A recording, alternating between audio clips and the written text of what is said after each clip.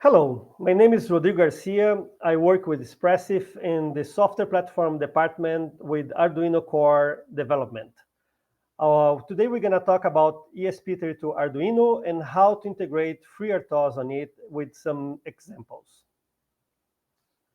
So we'll talk about this presentation real quick in a second. Then I will talk about what is ESP32 Arduino and also some details about FreeRTOS. So it's not very deep. It's just to give you a general idea. It's a quick talk, so we will not go that deep. And we will have two practical cases to demonstrate how it works and also show you the code, which I think it's important so you can see what is that. And also there will be some links to the code, so you will be able to see this code and maybe play with that and try it. So let's start. Expectations about this presentation. As I said, we'll talk about FreeRTOS, and I will show you what FreeRTOS does and what are the problems that usually we find when we are using FreeRTOS with the Arduino. I suppose that you know something about Arduino. At least you're able to create some sketch that blinks LEDs or print something in the serial output and the serial monitor in general when we think about the IDE. So if you don't have any knowledge about Arduino, well, maybe this will not be so easy to follow, but Arduino is pretty easy, so don't worry about it. And then we're going to have these practical hands-on examples, which is, I think, most of the time we're going to spend in this talk. And I will use the Walkwi emulator, which is pretty nice because that's a tool. It's a web tool, by the way. You just open a web URL in the browser. You can create your code. You can see that running in an ESP32. And also you see the output of the serial monitor there as well. You can see everything attached hardware to that board and be able to run all the examples I'm going to provide you. So it's a lot easier in terms that you don't need to download the IDE. You don't need to download any tools or anything. It's fast, it's easy, and you don't even need the hardware because it's an emulator. So the board is there in software, let's say, emulation. Then you don't need to have the hardware and you can experiment with that as you wish. So let's go in the Arduino view. It's basically created maybe 10 or more years ago. Part of that is hardware. Usually people say Arduino to the board, but actually there are many boards, different boards. In our case, we have boards with the ESP32 SoCs. And also it's software part, which is an API. And then you can just use this API to do whatever you need. And why Arduino is interesting? Because it's very easy. You don't need to know a lot about how the board works. And it's universal. Just one code Arduino should run in every single board that we have out there. It doesn't matter who makes the board. And we provide exactly this API that's universal and allows anyone to run the code in any place. There is some structure around it, and the definition of the API is in the Arduino CC website. And this is the link to the reference, and where you can see all the different classes for the different peripherals and how to use it. There are some examples there as well. So you go to the Arduino CC, you'll see everything about Arduino, and you can use it in our boards with our implementation of the ESP32 Arduino core. It's, as I said, it's pretty easy, it's simple. Instead of maybe poking a lot of the registers in the MCU, all you need to do is just call one API, one function, and it does a lot of things behind the scenes and makes it a lot easier for any user who knows nothing maybe or knows very little about software development or embedded software development. Very, let's say, use it among makers and also some professional people for prototyping as well, because it's fast. It has all the necessary APIs for communication, including hardware communication with SPI, I2C, I2S, and also, for instance, the serial, which is an abstraction layer in Arduino that allows you to plug, let's say, any streaming of data into any other thing. So it's a way of connecting maybe different peripherals. Of course, you have also ways to deal with the GPIO, analog, read and write, timers, and they have libraries as well out there, which are maintained mostly by the community. So you can use displays and some other external hardware in your project. And the code is there. It's pretty easy, again, to use it.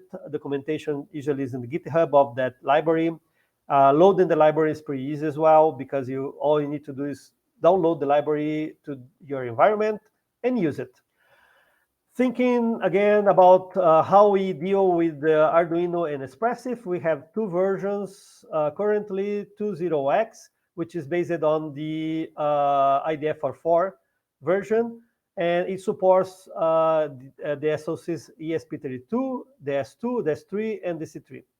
And we have also the Core 30X, which is the latest one, based on IDF 5.1. It adds two new chips, H2 and C6, which are capable of doing Zigbee and Thread. And also, in the case of C6, there are some features around power management that makes it less power hungry. As a consequence, you are able to run it in a battery if necessary. So we have those two flavors, let's say. You can pick the 30X, of course, also supports the previous chips, and everything is there, so you can just use it as you want. As you can see here, we have the sketches, which we call Sketch an Arduino software program application. It can use libraries or not. It's not mandatory, but it can use. And this sketch will call the Arduino API, which we implement here as Arduino API layer. Then this Arduino API will call a Hall layer, which we call Arduino layer, let's say Hall. And this is how the middle software, let's say middleware between APIs from Arduino and IDF itself. So as I said, IDF is part of Arduino today.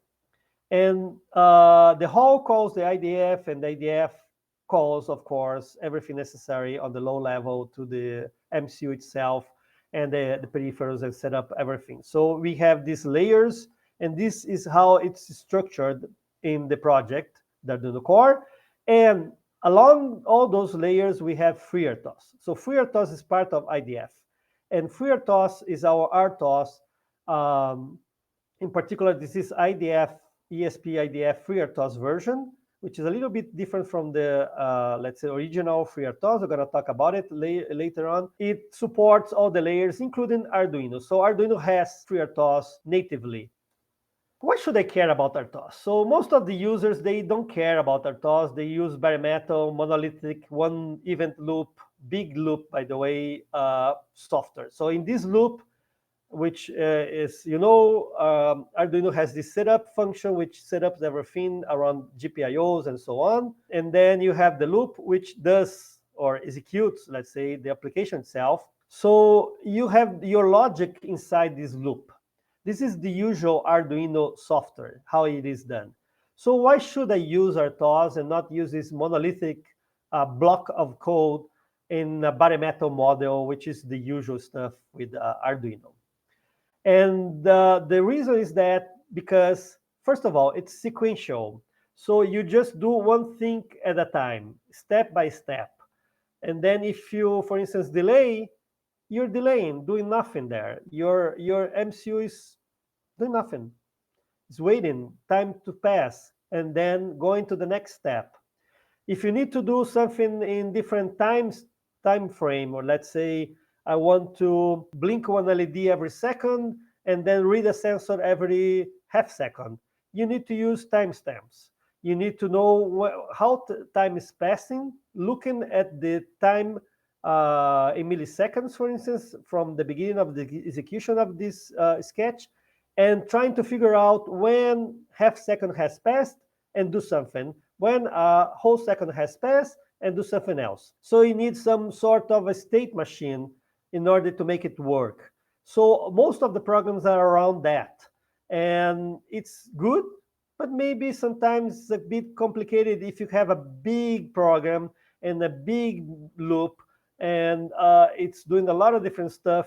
So maintaining that might be complicated. So that's why you go with RTOS, not just because of that, but because it's a real-time operating system, which means basically that it's preemptive, it can schedule tasks, and task is the unit of execution, let's say. So task is like something you're doing. Let's say I'm blinking one LED. I need to read a sensor, and as soon as that sensor presents some data, I need to react. So I have different tasks for different functions, and I can break my program into those tasks and structure my program better than doing just one block of code. And I can give those tasks priorities, meaning that some events are more important and need answer or response faster than others. So some maybe tasks or some functions of my program might run whenever possible. And some other functions and tasks must answer or react really quick in real time. That's why the name for real-time operating system. And the real-time operating systems give you the resources to do that. So we'll see how to do that, good stuff about it, and maybe some problems around it as well. So you have, as I said, optimization of code. In the one block model, when you delay, you're just waiting time to pass. With RTOS, when you delay, you're allowing other tasks to run in parallel, let's say, or at the same time. So if you have just one core, well, yes, the core will give time slices to each one of the tasks. So each task will have certain time to execute, and they will be stopped, and then you will switch to another task, and so on. And it will also take into consideration all the priorities of the tasks as well. So this is a better way of using your chip, and you can do more with FreeRTOS than just with the big block of code. As I said, the code is better structured. I can break it into tasks and know exactly how to debug it, how to test it. I can separate part of it and make sure that one part will not maybe interfere in the other one, so they're all independent somehow. It's a better way of doing code. But some users, especially the Arduino ones, and maybe people with not too much experience, might say that, well, I tried and some strange things happen when I try to do this parallel stuff. And parallel in the case of ESP32 means really parallel because we have in the ESP SoC 2 cores, meaning that you can really run parallel tasks. So, well, you need to manage that. And we will see that in our presentation here very soon. For those problems, we have synchronization and mutual exclusions of code as well. So we'll see how to use it, and as well as how to communicate tasks among them so they can synchronize itself and maybe work better. As you know, I said that Arduino runs on top of FreeRTOS and IDF. And by the way, setup and loop is a task that's running in the FreeRTOS. FreeRTOS. A little bit about FreeRTOS very quick. Here, FreeRTOS is an open software code, was created a long time ago, and it was designed just for one single core. As I said, Espressif has chips, the ESP32, the first one, has 2 cores. So Espressif decided to create the version ESP-IDF FreeRTOS, which implements SMP, which supports more than one core, in our case, 2 cores. So it's possible to use both cores. It's used in our Arduino core, and you can get more information directly from the web page from FreeRTOS. You can get information about the modifications done for the SMP, and also what is the version that we have directly from our documentation in our website in this URL. And also you can see some add-ons that we have there, especially ring buffer, for instance, in this URL as well. So feel free to go to those URLs and read about the documentation and get more information about it. We will not go deep on that at this time. So about the tasks, usually tasks are C code, meaning C functions, and they're like void functions returning nothing and receive an argument pointer to something, whatever you want. Each task has its own stack space. So the task has its stack space and it's separated among different tasks. In the stack, you use your local variables in your task, also the information necessary to switch context. Because of course you have, let's say your CPU has some registers and they need to stop it, save those registers, move to another task, retrieve the state that it has when it stopped running, then I run that time slice, stop again, save everything, all the context, switch to another task, and so on. It's done in the stack. So it's necessary that every task has its own stack in order to FreeRTOS to run. And not just FreeRTOS, any RTOS. What about global variables? And then the heap memory space. And in the heap, all the tasks will have access to that heap. Not just all the tasks, but also all the cores as well. So if I have two cores, both cores will access the same heap. If I have many tasks running different cores, all of them will access the same heap. So if I create some array or variable, which is global, will be global to all the tasks. All of them will access that. It's a shared memory space, let's say. Usually, our tasks will have some initialization code and some looping code, meaning that we'll run all the time waiting for events to happen and react to those events or process some data, for instance, as well, and return some information and some memory space, for instance. So this is how usually those tasks are set up. We'll see that very soon in the practical side. It's very similar to how Arduino does. Again, it has setup to set up maybe GPIOs and some initialization data. And then you have the loop that runs forever and runs your code, your application itself. So it's the same concept. So you see that a task actually is like Arduino setup and loop, and that's why Arduino setup and loop is a task in our core today. Each task has a priority and a task state. So we'll see that pretty soon, how it works. Those are the states. When you create a task, it goes to the ready state. Then it's doing nothing in the ready state. It's not being executed. It's just staying there. The code is there. And the scheduler knows that the task is in the queue, let's say, to be executed. When the scheduler gives that task some time, it goes to the running state, meaning it's executing. Then when that time slice is passed, we go back to the ready state. So most of the tasks will be between ready and running state all the time. But when this task needs to wait for some data that comes from another task, or even if this task needs to delay or whatever like that, it goes to the blocked state, which means that task will be blocked waiting for that event to finish, and the RTOS will control that event or will control that delay or whatever. And as soon as that passes, that task will return to the ready state. And when time comes, it will receive a time slot and will then run again. Any task can be put into, let's say, sleep mode, which is called suspended state. And this is when you don't want to run the task anymore. And when you go to the suspended state, of course, you're not running and you never go to the running state, meaning that another task must unsuspend you, meaning that needs to resume you and get you back to the ready state to be able to be run by the scheduler, by the RTOS in the case. So if you go to the suspended state, you'll be there frozen, let's say, forever. And then somebody needs to resume that task. Some other task from outside needs to resume that.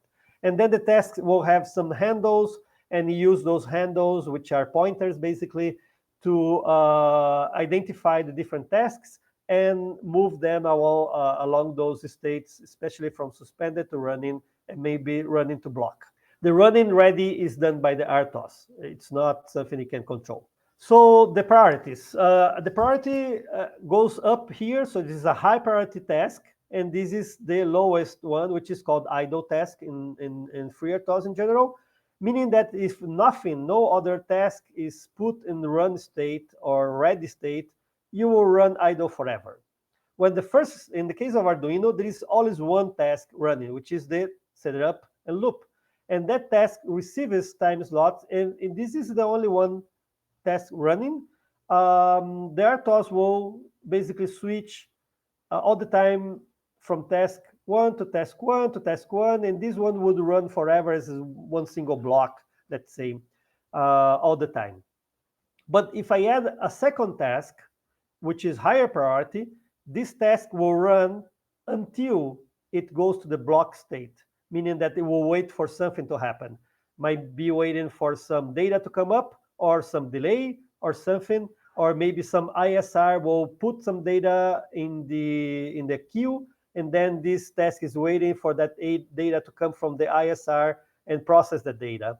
So basically, when this data is put in the queue, the FreeRTOS will switch to that task because it has a higher priority, and will make sure that that task will execute immediately, exactly doing the real-time stuff that we need. So this priority is very important. But at the same time, if this priority never enters in the block state, meaning it will never wait for anything, it also will run forever. And the RTOS will say that because this is a higher priority task, it will run always and not run our low priority task, which is maybe the Arduino sketch. So you need to take care about it. It's not just running a loop and processing data all the time, non-stop, because it will not run correctly. And this is one of the problems that some users used to find when they use RTOS, because they don't understand this concept, and maybe they will think that, oh yeah, they will switch, but will not switch if you have a higher priority here. And you might have even higher priorities, and then will have their time slices and run first and interrupt. Maybe test 2 will be interrupted by test 3, and we'll run it peace, and we'll go back to test 2, not to test 1, because test 2 has not finished. Then when it finished, it goes to test 1, run a little bit, and then a higher comes up here, and so on. This is the general situation, and there's some maybe critical situation that might happen with that, but we will not discuss that here in this presentation. So about communication in general, what we have here is this IPC, and we have not pipes and not signals, but all the other ways of communicating tasks are here in FreeRTOS, and we can use all of them. You go to the documentation and see that. You can see how to use that. So let's go into different examples, and I will run those here in the loop. So as I said, I will blink two LEDs, and I will show you how it works. And here you have the URL for each one of the examples. If you want to go there and see it, you can play with that. Feel free. It's there for you. Let's see the first example. So this is the first example. This is very basic. This is a walkie environment. I just play here and it will execute. And you see both LEDs are blinking together because this is one single block of code that just sets it high, delay 1 second, set it low, delay 1 second, and does it in loop. So this is plain sketch Arduino, nothing to talk about it. This is the second example. And this example basically does almost the same. The only point is that it blinks in a different frequency. As you can see, this one is slower and this one is faster. And this is because we use a timestamp. Basically, we get how many milliseconds has passed from the beginning of the execution, and we compare to some timestamp and change the state of the LED here. 500 milliseconds, 200 milliseconds in this case. So if I run it, I see it runs in different frequency for each one of the LEDs. The problem with that is, as I said, if I have, for instance, 10 LEDs, I'm going to have 10 of that. And that might be a little bit messy, including if I start reading some sensors and some other stuff. It becomes a big program. Maybe it's a big difficult, or maybe more difficult to deal with that. So we should move to task, and I will show you how to do that right now. So here we have the tasks. If I run it, you will see that LEDs blinking in different speeds and frequencies. And here is the task. This is a task. As I said, it's a C function that returns void, nothing. In the case, receive an argument, a pointer to an argument. I have here kind of the setup, which is setting up the GPIO, and then the loop, which is a while one, which is a loop forever. That basically does exactly that. Sets high, delay, sets low, delay again. So you see, this is exactly the same usual blink LED example, but just for the red LED. I have the code for the green LED with a different time, 200 seconds, milliseconds. And here, 300 milliseconds. So what I need to do just is use xTaskCreate to create the task, and we will use that in all the examples. So I just give it the code, which is the C function here, the name of the C function, you can see, the same name.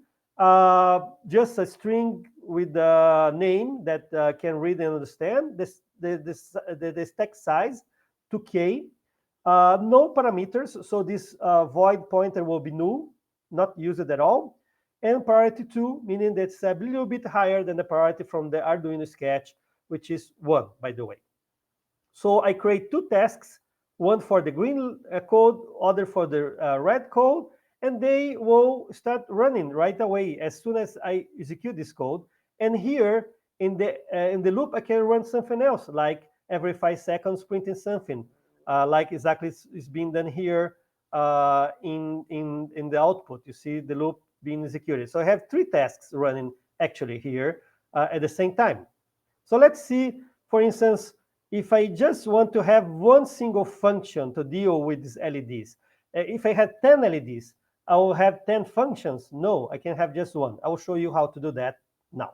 So this is just one single C function. And to do that, what I basically do, I create a structure that has the fields, which is the GPIO and the time that that GPIO will be blinked. This is like a structural information.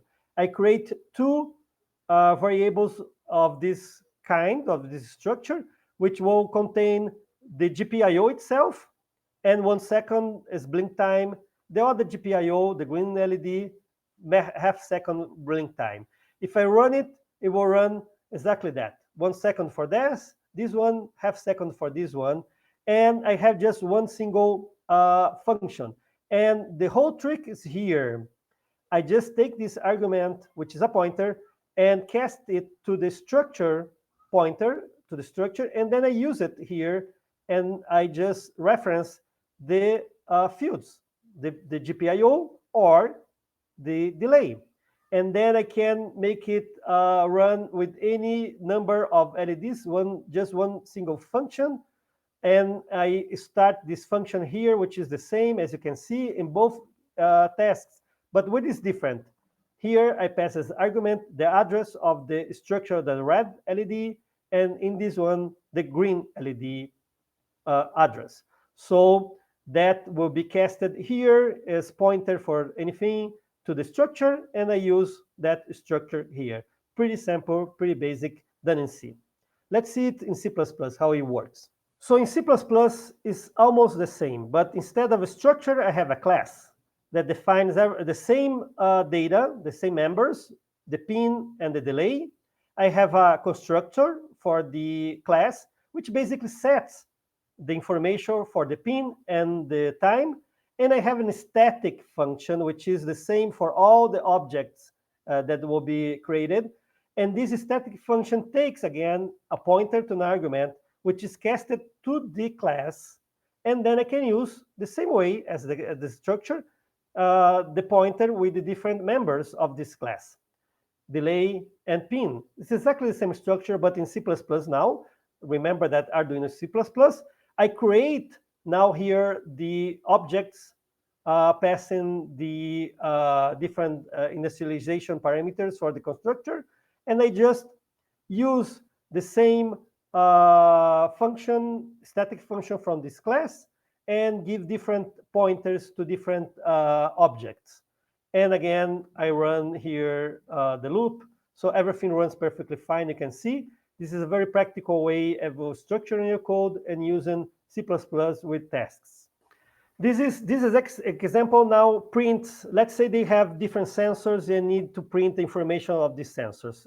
This code basically has uses the millis structure with a single loop, and it prints basically this information, which is message 1 and message 2 here, and it runs and prints that. You see that in the output here. It's a printer. Let's say you have the sensors, and the sensors are printing something. I just printing stuff here in my example. So it will start running real soon, get us the output for that in a second. So if I just increase here, you'll see message 1, 2 message 2, because one message is every half second, and the other one half of this time. So you have one message 1, 2 message 2s, and I can pause it, and then you can see 1 to 2, 1 to 2, and wow, that's not exactly 1 to 2. Why is that? Well, the reason is that because in my printing function, I delay a random time of up to 25 milliseconds. And because of that, the scheduler is not exactly 2, 2, 1, 1, 2, and 1 and 2, 2, 1 to 2, 1 to 2, but it runs in this way. So if I, for instance, I just comment out this line, you'll see exactly that, as I said, 1 to 2, 1 to 2, and we'll see that here, 1 to 2, 1 to 2, and if I let that run for a while, you'll see that exactly what happens. So this delay adds some factor of random execution time, and that affects the way how it works, because it takes longer, and when this function is executed, this time is not the same, and it might happen in your code as well. So some stuff might take longer, and you don't know that. Where did it take longer? Why didn't it happen in this sequence, exactly in this sequence? And this line here is simulating exactly that, and you see the effect of that.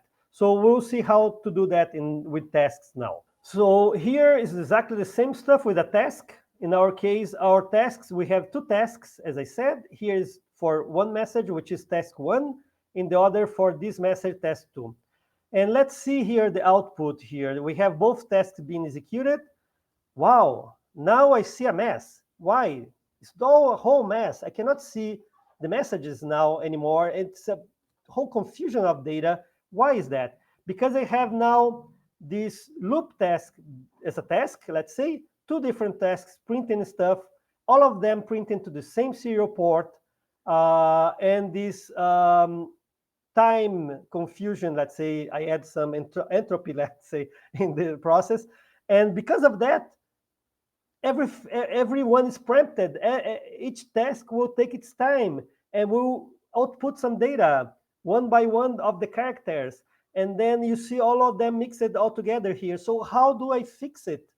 To fix it, basically, what I need to do is a mutual exclusion, meaning that this code here must print the whole message at once and not be interrupted. That's how you fix it. So if I have many tasks interrupting the other ones, you need to make sure that certain part of the code will run as unique, as an atomic, let's say, block of code. And that's what we're going to see in the next sketch. So here we have the code for the exclusion, which is done with the semaphore. And I call this semaphore as lock. And what I do, basically, I take this semaphore, meaning I take the exclusive access to that code and block any other that will wait that to be given back. So I take and give this, let's say, lock. And then the other tasks, when they try to run this code, they will be waiting here in this while. And this while will make any other one to wait until I unlock it. So just one task will run this piece of code from the serial lock to the serial unlock. And just to make it easier, I created this define that or we use lock with semaphore or we just don't use the lock.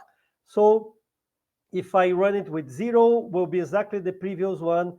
If I change it, so just to show you, if I change it, you see here everything running in a mess. Then I stop it. I change it to 1, which means that now we'll start using the locker, the Mutex, and you will see that everything will run perfectly fine, meaning that it will give me the messages in the right time.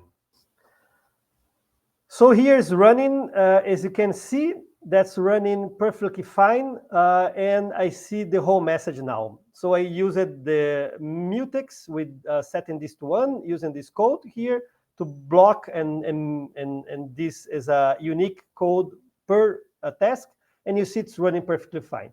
I have another example, which is will create another different problem. which now I will print not just the message, but also a number, which is a counter that is incremented once a time every task calls to print something.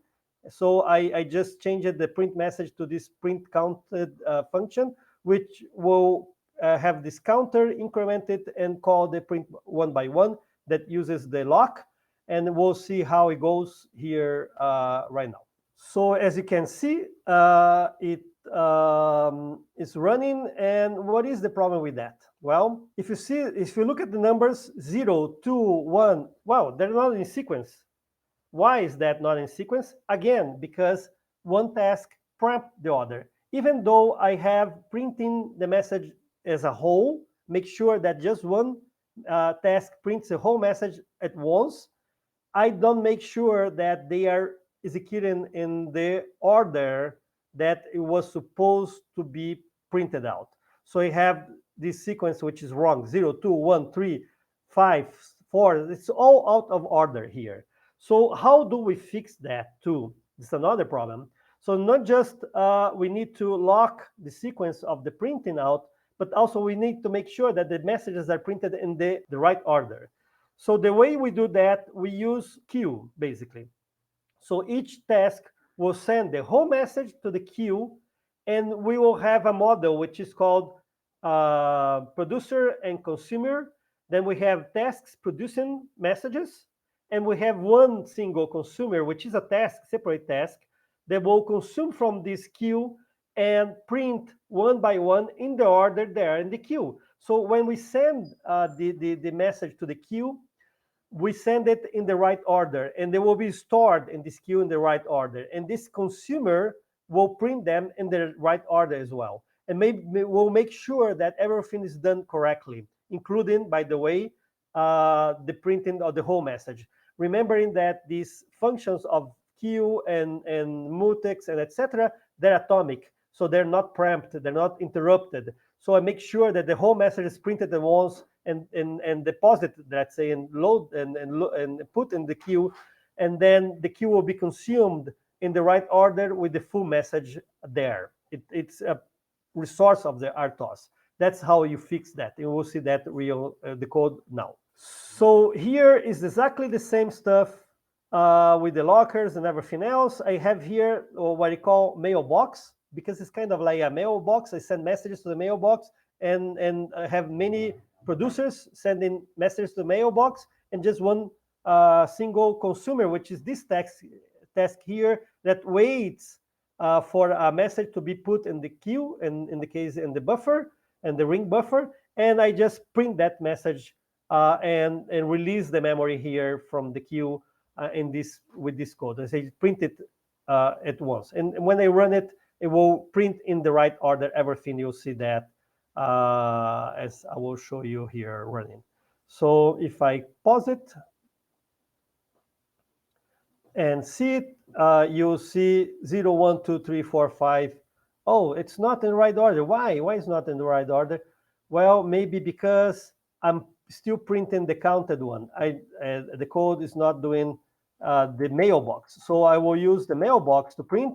And if I run it, now that will be using the mailbox, the queue. And if we look at here, we'll see that printing one by one in the perfect right order. It's a little bit slower because it goes one by one, takes into consideration that timing stuff. And we see that it goes one by one. And there is a problem with that too. What is the problem? The size of this queue. In the case, this ring buffer. And if this ring buffer is not big enough and you have too much production of messages, it will get full. And then you will not be able to put the message there. And that's done here when I set up in the setup function. I set up the ring buffer. I set that as a big one, which is 8K. But if I put just half K and run it, you will see that it very quickly will run out of space and will issue some message saying there is no space for all the messages I'm producing in this queue. You'll see that pretty soon.